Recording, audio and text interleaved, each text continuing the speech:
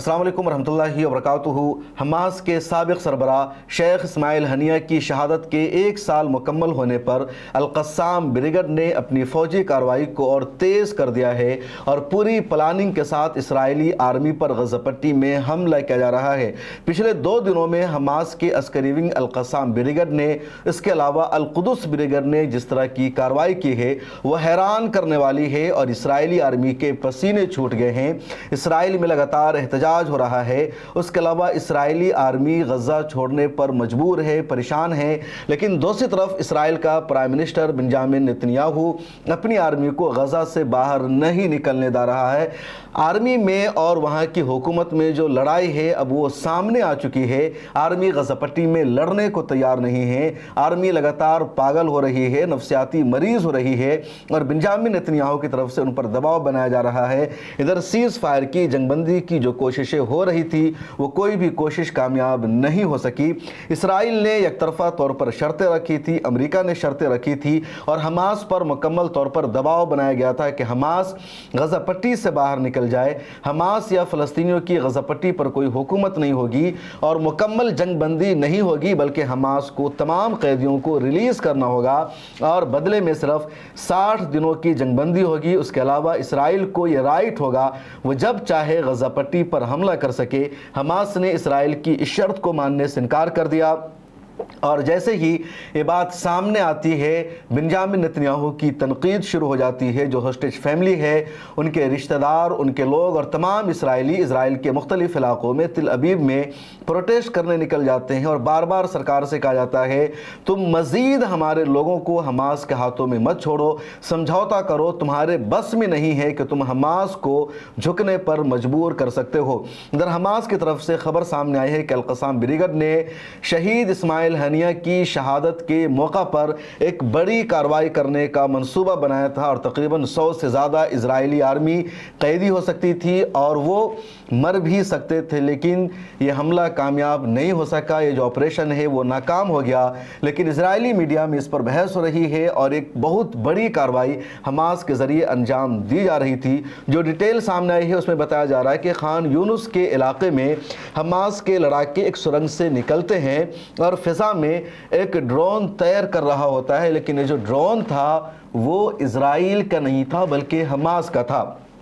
उसके बाद हमास के लड़ाके जब सुरंग से निकलते हैं तो उन्होंने अपने जिस्म पर कंबल को डाल रखा था ताकि इजराइल का ड्रोन उनकी निगरानी न कर सके। जैसे बाहर निकलते हैं और ये निकल करके उस जगह पर पहुंचे थे जहां पर इजराइल का पूरा कमांड एंड कंट्रोल था, पूरी आर्मी का कैंप था और गोलान ब्रिगेड वहां पर मौजूद थी। 100 से ज़्यादा इजरायली आर्मी वहां पर मौजूद थी और एजेंडा और मनसूबा यह था कि इस पूरे कैंप को चारों तरफ से घेरना है और इनको कैदी बनाना है, इनको कत्ल करना है।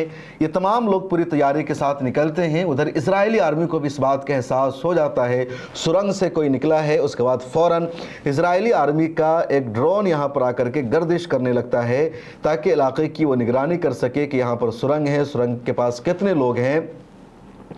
हमास के फाइटर्स को, लड़ाकों को इस बात का अंदाज़ा लग जाता है कि इस बार इजरायली आर्मी बहुत फूंक फूंक कर कदम रख रही है और उसने खुद यहाँ पर आने के बजाय अपने ड्रोन को भेज दिया है। चुनांचे हमास के लड़ाके फिर थोड़ा सा पीछे हटते हैं, दूसरी तरफ का रुख करते हैं और उधर जैसे इजरायली आर्मी पहुँचने की कोशिश करती है पलटकर दोबारा हमास के लड़ाके इजरायली आर्मी पर हमला करते हैं। लेकिन इजरायली आर्मी ने इस बार बड़ी चालाकी दिखाई और अपनी पूरी ब्रिगेड को वहां पर भेजने के बजाय उसने ड्रोन से या स्ट्राइक करने की कोशिश की और अचानक से वहां पर इजराइल का एक ड्रोन आ जाता है।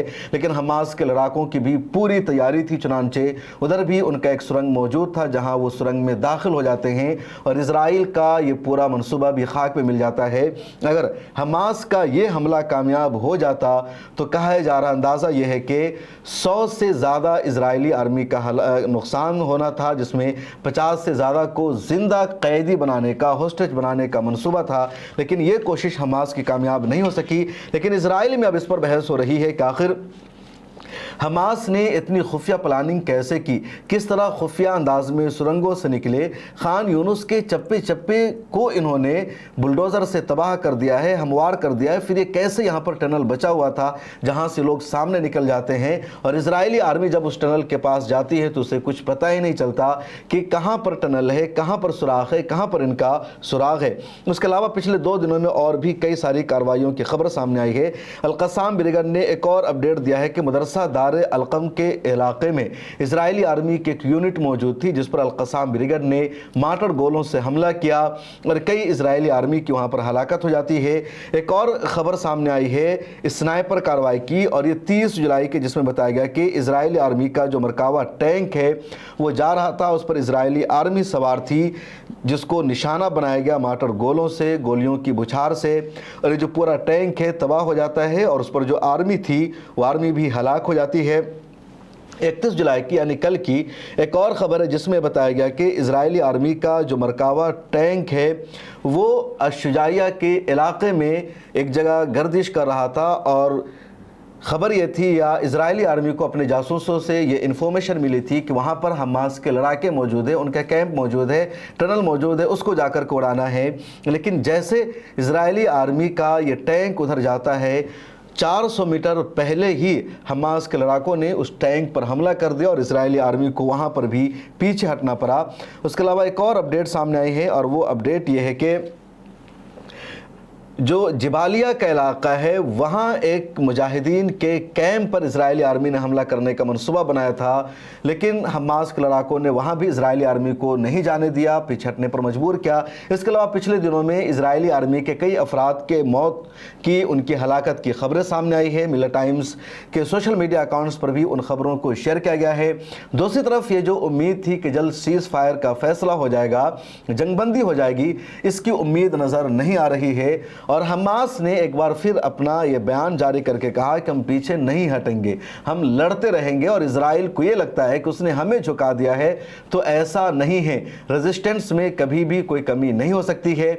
इधर जब यूरोप के मुल्कों का इजराइल पर दबाव बढ़ने लगा है, इजराइल के जुल्म की वजह से जो ममालिक इजराइल के साथ खड़े थे, फ़लस्तीन के साथ खड़े थे, उन मुल्कों ने भी अब फ़लस्तीन को एक आज़ाद रियासत के तौर पर तस्लीम करने का ऐलान कर दिया है, और ये इजराइल के लिए बहुत बड़ा धचका है, इजराइल का बहुत बड़ा नुकसान है, सफारती सतह पर इजराइल की बहुत बड़ी हार है, और इसी वजह से इजराइल ने अब इमदादी सामान के दाखिले की इजाज़त दे दी है, और पहले के मुकाबले में ज़्यादा इमदादी सामान गज़ा पट्टी में पहुँच रहा है।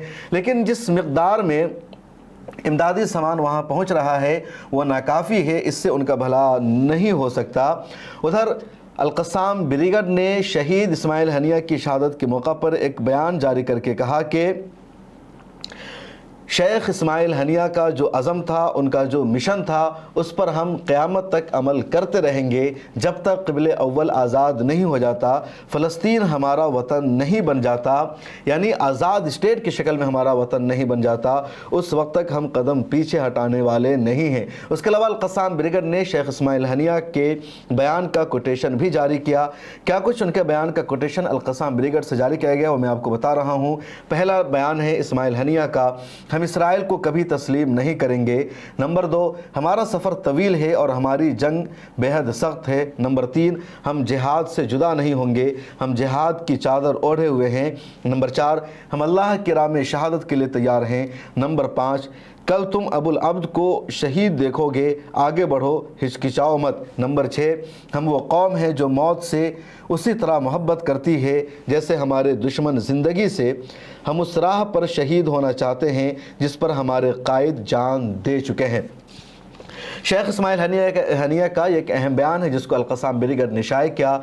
लेकिन जो सबसे बड़ा सवाल है कि गज़ा में सीज़ फायर क्यों नहीं हो रही है, और न होने के लिए इसराइल ज़िम्मेदार है। इधर अल-कुदस ब्रिगेड ने एक वीडियो जारी किया है जर्मनी के कैदी की, दरअसल जर्मनी के शहरी है, इसकी डबल शहरियत है, इसराइल की भी इसके पास शहरियत है, और एक हफ्ते से इसका जो कॉन्टैक्ट है अल-कुदस ब्रिगेड के साथ ख़त्म हो चुका है। और अब अल-कुदस ब्रिगेड ने उसकी एक वीडियो जारी की है जिसमें वो अपनी कौम से, अपने देश से कह रहा है कि हमें आज़ाद करा लो, हमास की बातों को मान लो, तुम इनसे नहीं जीत सकते हो, तुम इनके ख़िलाफ़ जंग में कामयाब नहीं हो सकते हो। इधर सऊदी अरब ने फ्रांस के साथ मिलकर फ़लस्तीन को एक स्टेट तस्लीम करने के मौजू पर आलमी कॉन्फ्रेंस का इनेकाद किया, उसका एलामिया जारी हो गया है और इस कॉन्फ्रेंस को बहुत अहम माना जा रहा है। फ्रांस, इंग्लैंड, माल्टा समेत दुनिया के कह लीजिए यूरोप के कई बड़े बड़े ममालिक अब फ़लस्तीन को एक आज़ाद स्टेट के तौर पर तस्लीम करने की बातचीत कर चुके हैं, लेकिन मामला बीच में अटका रहा है अमेरिका। और अमेरिका कह रहा है इन सब ममालिक का स्टेटमेंट सामने आने के बाद कि जब तक इजराइल फ़लस्तीन को एक स्टेट तस्लीम नहीं करेगा उस वक्त तक हम कुछ भी नहीं कर सकते। यानी अमेरिका अब इजराइल की बात पर आ चुका है और इजराइल यकीनी तौर पर कभी भी नहीं चाहेगा फ़लस्तीन एक आज़ाद स्टेट बने। लेकिन अरब मुल्कों का जो सख्त बयान सामने आया है, यूरोप के फ्रांस, इंग्लैंड, माल्टा, स्पेन और जर्मनी का जो बयान सामने आया है, उससे अमेरिका पर भी दबाव बढ़ने लगा है और जिन 5 ममालिक के पास वेटो पावर है उनमें अमेरिका को छोड़कर सभी ममालिक इस बात पर एग्री हो चुके हैं कि फ़लस्तीन को एक आज़ाद स्टेट का दर्जा मिलना चाहिए। और अमेरिका दबाव पड़ने के बाद कह रहा है कि हम इजराइल की मर्ज़ी और मंशा के मुताबिक काम करेंगे। इस वीडियो में इतना ही। मिलर टाइम्स को सब्सक्राइब कर लीजिए, फिर मुलाकात होगी।